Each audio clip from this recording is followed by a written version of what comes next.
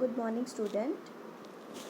This is Vipul Agarwal presenting a video of demand forecasting. This video is from the subject tourism marketing. So first we would like to talk about meaning and definition of demand forecasting. So basically demand forecasting is a systematic process that involves anticipating the demand for the product and services of an organization in future under a set of uncontrollable and competitive forces. Accurate demand forecasting is essential for firm to enable it to produce the required quantities at the right time and arrange well in advance for various inputs. Demand forecasting का meaning क्या है? Demand को forecast करना. Forecast मतलब कि हमने एक prediction करनी है जो कि फ्यूचर के लिए है. हमारी प्रोडक्ट की कितनी डिमांड रहेगी, कितनी उसकी सेल्स हो सकती हैं, हमारे प्रोडक्ट के लिए कीन इंटरेस्टेड कस्टमर्स कितने हैं, वो सारी चीज़ें हमारी आएंगी डिमांड फोरकास्टिंग में. कि हमने अपने प्रोडक्ट की फोरकास्टिंग करनी है, प्रेडिक्शन करनी है कि फ्यूचर में उसकी डिमांड किस तरह से रहेगी प्रेजेंट सिचुएशन को देखते हुए. In the words of Cundiff and Still, demand forecasting is an estimate of sales during a specified future period based on proposed marketing plan and a set of particular uncontrollable and competitive forces. Cundiff and Still इनके words भी यही कहते हैं कि demand forecasting एक estimate है आपकी sales का, जो कि आप फ्यूचर के लिए अपने प्रोडक्ट को कहाँ देखते हो. इसको अटेम्प्ट करने के लिए बहुत सारे मेथड्स हैं. मेन हमारे दो मेथड्स हैं इसके, जो हैं opinion polling method and statistical method. इनके आगे से बहुत सारे टाइप्स हैं. So they all comes under demand forecasting methods. So we will talk it in deep. Firstly we are going to discuss about opinion polling method. It is also called as qualitative techniques. In this method, the opinion of buyers, sales force and expert could be gathered to determine the emerging trend in the market. इस method में हम क्या करेंगे? Buyers, sellers और experts की information को gather करेंगे ताकि हम अपने मार्केट के ट्रेंड को जान सकें कि हमारे प्रोडक्ट की क्या डिमांड रहेगी in the future. Suited for short term demand forecasting, और ये सूटेबल है शॉर्ट टर्म डिमांड फोरकास्टिंग के लिए कि हमने किसी शॉर्ट टर्म अपने बिजनेस के लिए इसको यूज़ करना है. Demand forecasting for new product can be made by qualitative techniques. नए प्रोडक्ट की डिमांड फोरकास्टिंग करनी है तो हमारे लिए ये मेथड सबसे ज़्यादा सूटेबल रहेगा. इसके अंदर हमारे पास अलग से टाइप्स आती हैं. First one is consumer survey method, second is sales force opinion method, third is Delphi method. First we will discuss about the consumer survey method. Survey method is one of the most common and directed methods of forecasting demand in the short term. Short term को demand को forecast करने के लिए survey method बहुत ही ज़्यादा effective है और most common है पूरे वर्ल्ड में. This method encompasses the future purchase plans of consumers and their intentions. इसमें हम ये चीज़ को फोरकास्ट कर सकते हैं, प्रेडिक्ट कर सकते हैं कि फ्यूचर में हमारे जो कस्टमर्स हैं उनके क्या प्लान्स रह सकते हैं परचेज़ को लेकर. क्या वो हमारा प्रोडक्ट खरीदेंगे in future? In this method an organisation conduct survey with consumers to determine the demand for their existing products and services and anticipate the future demand accordingly.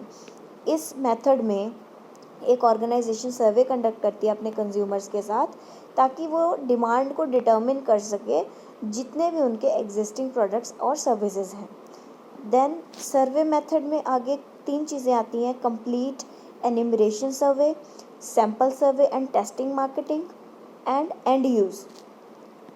If we talk about consumer survey method, there are three. Like first one is complete enumeration survey.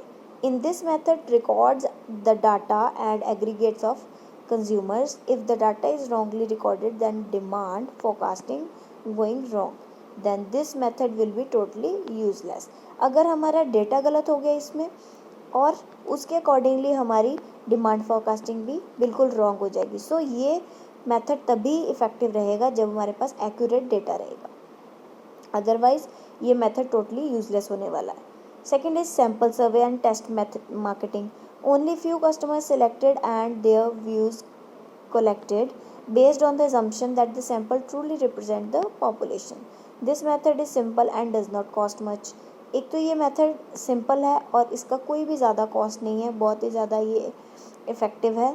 The main disadvantage is that the sample may not be a true representation of the entire population. इसमें किसी भी आप person को ले सकते हो, इस method को चूज़ करने के लिए सैम्पलिंग कर सकते हो। अब उसने जो भी आपको रिव्यूज़ दिए हैं, हो सकता है वो सैम्पल ट्रू ना हो, ट्रू रिप्रेजेंटेटिव ना हो पूरी पॉपुलेशन के लिए। एक पर्सन के माइंड में जो चल रहा है वो ज़रूरी नहीं कि सबके माइंड में चले। सो ये मेथड का एक डिसएडवांटेज भी है। Third is and use method. इस मेथड में this method and focuses on forecasting the demand for intermediary goods. जो बीच के प्रोडक्ट्स हैं, इंटरमीडिएरी गुड्स हैं, उन पे फोकस करती है। Under this method, the sales of a product are projected through a survey of its end user. एक इस मेथड में सेल्स जितनी भी हैं एक प्रोडक्ट की, वो उसको प्रोजेक्ट किया जाता है एक सर्वे के थ्रू, जिसके एंड यूजर्स होते हैं। Example is given here, milk is commodity which can be used as an intermediary good for the production of ice cream and other dairy products. So हमें पता है कि डेयरी प्रोडक्ट्स या आइसक्रीम की production करने के लिए milk is the main basic thing and it is also be called as intermediary good. So the next is sales force opinion method. In this method, instead of customers, the opinion of salesman is sought. अब इसमें sales force opinion method में salesman की opinion को जाना जाएगा। It is also referred as the grass root approach, as it is a bottom up method that requires each salesperson in the company to make an individual forecast for his or her particular sales territory. इसमें sales person को पूरी तरह से include किया जाता है ताकि उससे जाना जाए कि एक पर्टिकुलर टेरिटरी में, एक पर्टिकुलर लोकेशन में किस तरह की सेल्स रह रही हैं। सो उनके ओपिनियन मोस्ट इम्पॉर्टेंट है इस मेथड में rather than customers. The composite of all forecast then constitutes the sales forecast for the organization. The main advantage is that the collecting data from its own employees is easier for a firm than to do it for external parties. अगर किसी company के अपने salesman हैं और वो क्या कर रहे हैं, अपने सेल्समैन से ही फीडबैक ले रहे हैं अपने प्रोडक्ट को मार्केट करने के लिए, सेल करने के लिए। सो ये एक कंपनी के लिए, एक ऑर्गेनाइजेशन के लिए एडवांटेज है कि उसको एक एक्यूरेट डेटा मिलेगा, उसको कोई रॉन्ग रिप्रेजेंटेटिव नहीं मिलेगा। मेन डिसएडवांटेज ये है कि सेल्स फोर्स में गिव बायस्ड व्यूज़। हो सकता है वो बायसनेस करे, वो भेदभाव करें, ठीक है, अपनी कंपनी की रेपुटेशन बनाने के लिए वो झूठी रिप्रेजेंटेटिव भी करें। So it depends on person to person कि वो सेल्समैन या आपका जो एम्प्लॉई है वो किस तरह का है, उसको किस तरह से रिप्रेजेंट कर रहा है। Last is Delphi technique in qualitative method. This method is also known as expert opinion method. Delphi technique का मतलब है जिसमें एक्सपर्ट्स की राय ली जाती है कि हमारे प्रोडक्ट की सेल्स किस तरह से रहेंगी। प्रेजेंट सिचुएशन को देखते हुए हम ये फोरकास्टिंग करते हैं with the help of expert opinion method. In this method seeks the opinion of groups of expert through mail about the expected level of demand. इसमें एक्सपेक्टेड लेवल ऑफ डिमांड पूछी जाती है कि हमारी डिमांड कहाँ तक जा सकती है। ये सब कौन बताता है? एक्सपर्ट बताते हैं। The identity of expert is kept secret. और इसमें डेल्फी मेथड में कभी भी एक्सपर्ट को डिस्क्लोज नहीं किया जाता, वो एक सीक्रेट की तरह ही रहता है क्योंकि वो उसके लिए हिडन काम कर रहा है। These opinion changed among the various experts and their reactions are sought and analyzed.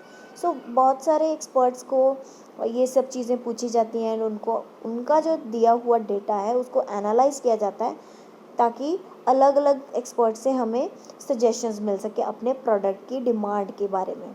The process goes on until some sort of anonymity is arrived at among all the experts. So ये process काफ़ी experts के साथ चलता रहता है जब तक most of the जो ओपिनियंस हैं एक्सपर्ट्स के वो मैच नहीं हो जाते, ठीक है। जब तक वो मैचिंग नहीं होगी तब तक वो यही सब समझेंगे कि ये प्रोडक्ट के बारे में ट्रू इन्फॉर्मेशन नहीं प्रोवाइड हो रही।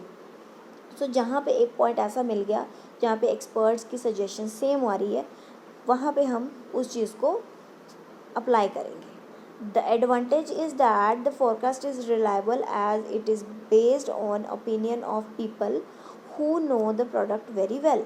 इसका एडवांटेज ये है कि फोरकास्ट रिलायबल है और ये टोटली बेस्ड है उन ओपिनियंस पे, उन लोगों के ओपिनियंस पे जो प्रोडक्ट को अच्छी तरह से जानते हैं।